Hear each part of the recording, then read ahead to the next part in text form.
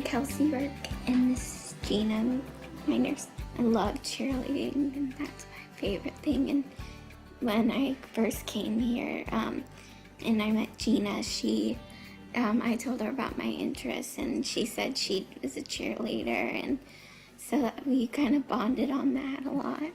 She does a lot of cheers when we're talking about this, and she's very excited about that. Kelsey's my daughter. She's 13, and she has ALL, a form of leukemia. She's a teenager. She wants to be out at the mall and the movies with her friends and cheerleading, and she just can't do any of those things right now.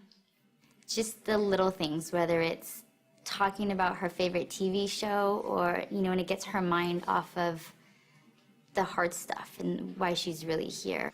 You just don't feel good a lot, but the good part about it is like meeting the nurses. Gina is very knowledgeable about everything going on with Kelsey's condition. Anytime I've had a question, whether it be something really simple or something very complicated, she always has an answer for me, or she'll find me an answer. The minute Gina walked in the room, I could tell like Kelsey was going to really like her. She just has this really bright smile, and she's very up. I think Kelsey really responds well to her, and it almost feels like she's hanging out with one of her friends.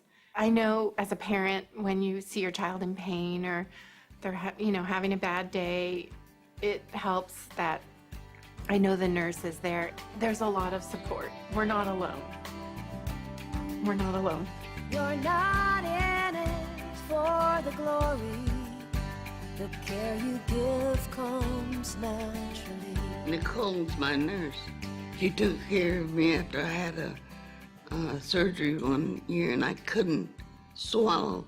She had a vein bypass in a carotid artery, and she suffered a mini stroke during that when they were trying to disocclude it. And so she couldn't swallow for a long time. So she had to have what's called a G-tube in her stomach. And so she had to have all her feedings done through there. I think she's very capable. She's very good. And she cares about you and she's taking care of you, I owe that to her, because if I didn't have the confidence in her doing that, I wouldn't have confidence in myself and get well and get more independent. It makes me feel like I accomplished what I set out to accomplish, which was to get her better, get her back on her feet so she can eat and feed herself. She's doing excellent. She has her own apartment, and she plays bingo all the time. You take my hand, touch my life when I need you.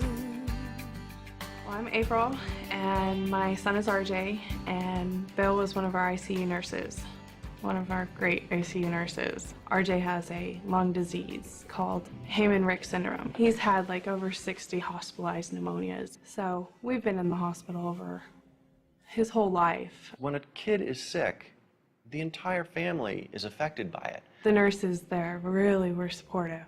Oh, it means the world, because you're just like, your whole world is crumbling around you, and it's like if you didn't have that support, it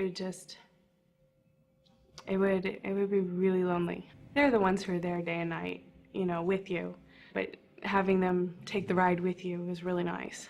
He had a hard time with people touching him because he was just still really sedated, and so he did play with Bill's stethoscope. That kind of warmed him up a little bit. He's like, here, listen to my heartbeat, and he's like, oh, okay, that'll be fun. Bill will always be a part of RJ's life. He was really wonderful. Bill was really supportive. With the courage I see constantly, because you're there and you dare to care. Yeah, he's definitely a miracle. Definitely a miracle baby at that. When he was born, he was a little guy at 1 pound 9 ounces. You could literally hold him in the palm of your hand, and I really didn't think he was going to make it. But the nurses and the doctors reassured me that they were doing everything that they could, and it made me feel good. It really did. She was 25 or 26 weeks pregnant at the time. Mandy wasn't feeling too good. She was sitting down, wheezing for air, so she went to the emergency room. Got rushed to the front of the line in the emergency room that it was that bad. she had a acute respiratory distress syndrome. She went into the coma, and from there, she was out, geez, probably for about maybe a month and a half. I got another phone call from another nurse saying, hey, like, you better get down here right now. Your wife's having contractions. And I couldn't believe it. I says, nah, you got the right phone number here? Sure enough, 15 minutes after I got there, little Charlie was born. The way that the doctors help her give birth is there was a nurse standing on a stool pressing on her stomach every time she was contracting. Every time, you know, the meter would, you know, go haywire, she was giving it all her weight, and she was small, probably like 90, 95 pounds. So she was pretty much doing a handstand on Mandy's stomach. When I woke up, I was told that I had been in a drug-induced coma for 5 weeks and that I had had the baby, and they had named the baby Charlie. I was very confused. It was pretty dramatic because he was in the incubator. He was all hooked up to the IV still, and he was still pretty tiny when I saw him. The nurses always assured me that he was going to come out of this, and he did.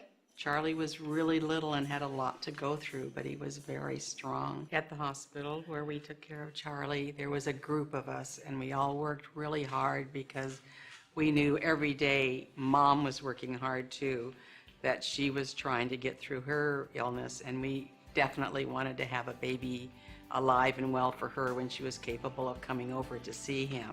It was a tough time, but the best time of all is the day that Amanda came in the unit to see Charlie for the first time.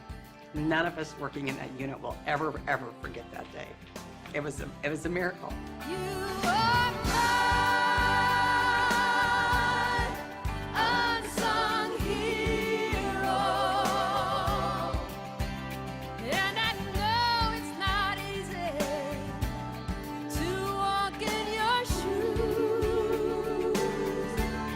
My name is Christina Coria. I'm a police officer. I've been a police officer for almost 14 years now. I actually was shot in my left arm. I fractured my humerus and shattered my radius, and was in surgery for about 13 hours. And after told me that I was probably never going to use my arm again, nor return back to work. It was a shock because this is a career that I've wanted forever. My father was a police officer, and my father was killed when I was 12. So it was something that I really wanted to do since I was a little girl. And when I got shot, I was thinking in my head, I can't let this take me away from my job. The nurses were just amazing. They were very helpful. They, took care of me. I remember even wearing a Victoria's Secret bra that I just bought, and I didn't want them to cut it. And the nurse actually understood. She's like, well, I'll just see what I can do. I'll try not to cut it. But they were very, very helpful. And, when it comes to being a police officer, they look at us almost as family, and we look at them the same way. I was told by several nurses, not to worry, have faith, be optimistic. I was told by one nurse in particular. She actually kind of reminded me of my grandmother, and she kept telling me, I'd have faith in God, don't give up, and just keep praying. And she was like, keep massaging your arm, keep telling your arm it's going to be, fine.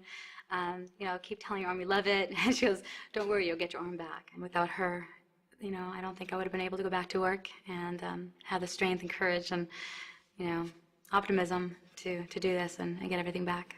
Putting that back in your head and giving you that little push, it's nice to have that encouragement. And I think that everyone needs that, because if they don't, then they're going to be discouraged and think that whatever the doctor says is the last thing. So it's nice to have those nurses back you up and say, no, you're gonna be able to make this. The nurses were amazing. And that I could still shoot my gun. I could still catch bad guys. I could still jump over a wall and do all the things I was supposed to do. I'm a police officer again, and I'm back on patrol. You are my unsung hero. I was diagnosed with leukemia cancer. What goes through my mind, my whole life flashing in front of me, like what I wouldn't be able to see, would I be able to have a family, my dreams. After that, I felt, you know what, I'm not gonna let this beat me, so I'm gonna conquer the odds. When I first met Elder, he struck me as being a tough guy. He was very serious, didn't smile very much. We started to develop a relationship, a bond. Oh, she would give me like chemo shots. When she would give me the treatment, like she knows that I would joke around, so I would pretend to be in pain. So, just to scare her a little bit. But half the time I didn't believe the stuff he was telling me, because it's always a joke or trying to tease me. At one point, almost ready to give up, She would tell me, don't give up, you can fight this. He left the hospital, he had finished all his treatment, and he came back one day to visit and brought this poem to the nurses. And when we read the poem, he just completely brought us to tears. It was something that you would never expect from him. I call it Against All Odds. 17 years old, graduated, so what could be next?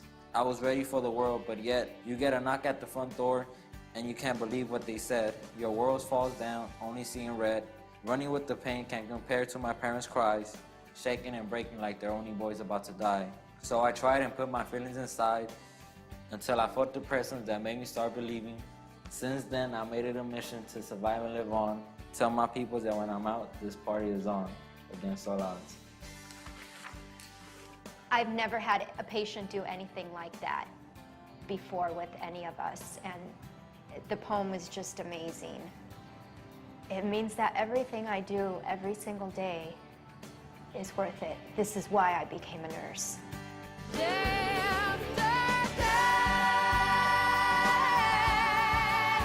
You continue to amaze me.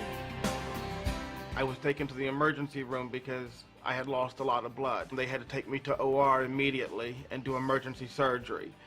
I had a bleeding ulcer that had exploded. The first surgery didn't work. It didn't take. The nurse that was with me was this larger-than-life woman that I fell in love with her. She was absolutely astounding for me. The nurse had her arm around my shoulders, and she held my hand, and she was trying to keep me calm because I was really panicky and scared. And the doctor told me that they had to do a second surgery, and they were calling the team in, and that I only had a 50-50 chance of survival. I was ready to give up. As far as I was concerned, it was over. But this woman wouldn't let me give up, and she kept telling me, God's not going to let this happen to you, that you're going to be okay. You didn't come through all of this and then just to die. And through her comfort, through her courage, through her belief in her spirit, I found that within myself to not give up. And I went to the second surgery, and well, as you can see, I guess it worked. I was in ICU 9 days, and she was with me the whole time, except the last day when they took me out of ICU, she wasn't there, and I didn't get a chance to say goodbye and thank you to this woman. I don't know if you'll remember me, but I'll never forget you. What you gave to me was life, and it's precious. And because of that, I thank you so much from the bottom of my heart. Thank you very much. Thank you over and over. Thank you. You guys did a wonderful job.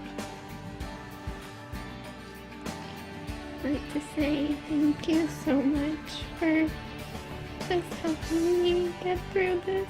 You're welcome, Kelsey. You need like